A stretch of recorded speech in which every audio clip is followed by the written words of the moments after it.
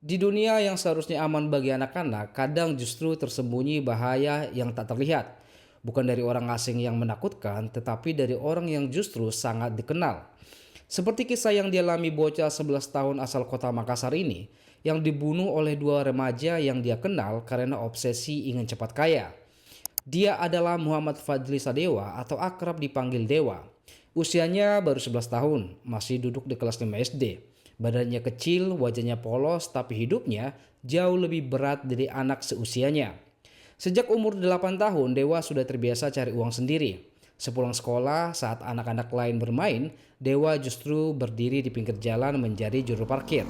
Kadang di pasar, kadang di minimarket, bahkan sekali-kali ikut angkat barang di pasar Todopuli. Terakhir, dia sering terlihat di parkiran Indomaret di Jalan Batuaraya dari siang atau malam, menyesuaikan jam pulang sekolahnya. Adapun penghasilan yang didapat Dewa per hari sekitar 30.000 sampai 50.000. Jumlah uang yang tidak terlalu besar bagi orang dewasa, namun sangat berarti bagi Dewa. Bukan buat jajan, bukan buat main, tapi uang itu dia gunakan untuk membantu kebutuhan rumah. Sejak kecil, Dewa tidak tumbuh dalam kondisi keluarga yang lengkap.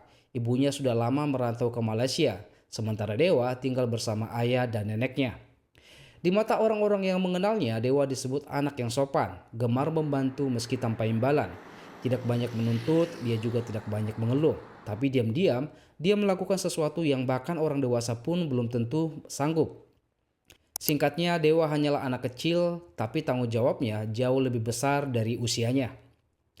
Di sisi lain, ada dua remaja dengan jalan hidup yang sangat berbeda. Mereka adalah Adrian berusia 17 tahun dan Faisal berusia 18 tahun. Keduanya tinggal di wilayah yang tidak jauh dari Dewa.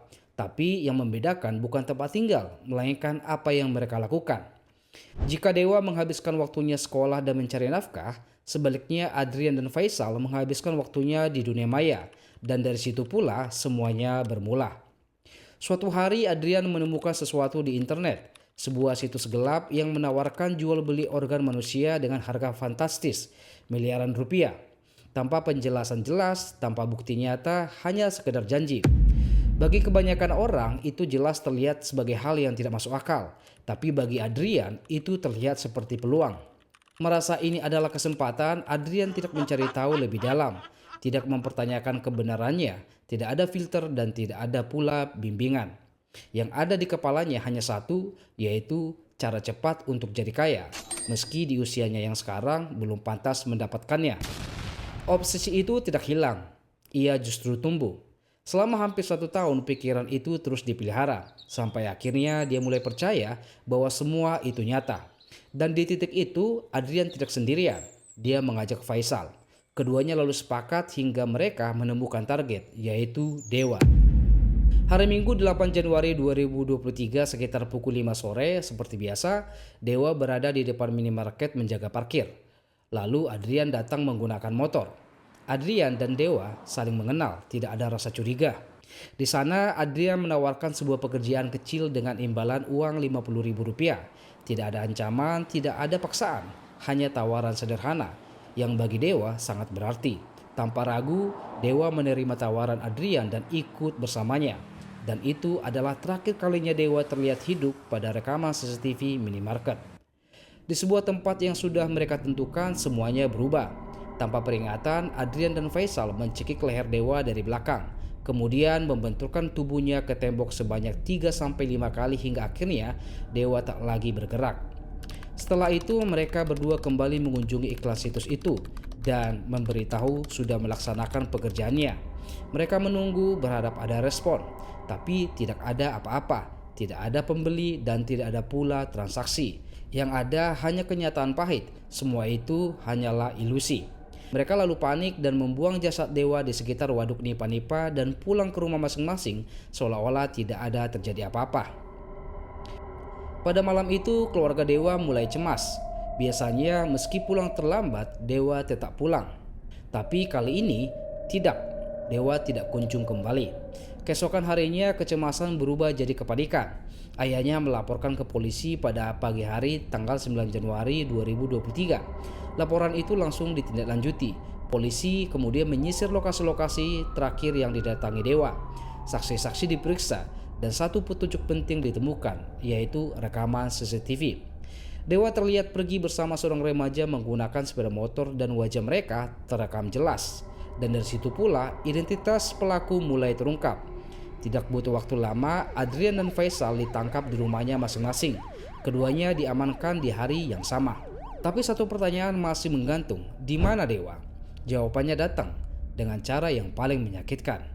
Setelah diinterogasi, polisi mendapat informasi lokasi Dewa berada di sebuah area dekat waduk Nipa-Nipa di bawah jembatan. Dan di sanalah Dewa ditemukan sudah tidak bernyawa, terikat tali rafia dan kakinya dibungkus plastik hitam. Dingin, sunyi, seolah dunia berhenti di titik itu. Motif sebenarnya pun terungkap. Dewa dibunuh dengan cara yang brutal bukan karena dendam, bukan karena konflik pribadi, tapi sesuatu yang jauh lebih absurd, yaitu keinginan untuk cepat kaya dengan menjual organ manusia, di mana sesuatu itu pun bahkan tidak pernah nyata. Kasus ini langsung mengguncang banyak orang, khususnya warga Makassar. Warga marah dan merusak rumah pelaku, keluarganya diusir dan dikucilkan. Karena bagi warga, ini bukan sekedar kejahatan biasa. Ini adalah tragedi yang seharusnya tidak pernah terjadi. Dalam proses hukum, Faisal yang sudah berusia 18 tahun masuk kategori dewasa. Dia terancam hukuman maksimal bahkan hukuman mati. Sementara Adrian yang masih di bawah umur diproses berbeda dengan ancaman hukuman lebih ringan. Hukum berjalan, proses terus berlangsung. Tapi di balik semua itu ada satu hal yang tidak akan pernah kembali, seorang anak kecil yaitu Dewa. Anak kecil yang seharusnya masih punya banyak waktu untuk tumbuh, bermain, belajar, dan bermimpi. Semuanya hilang karena obsesi sesat orang lain yang ingin cepat kaya. Dan dari kisah ini kita diingatkan satu hal yang pahit. Kadang bahaya terbesar bukan datang dari orang asing yang terlihat jahat, tapi dari orang yang terlihat biasa saja dan dari kepercayaan yang diberikan tanpa curiga. Gimana pendapat teman-teman?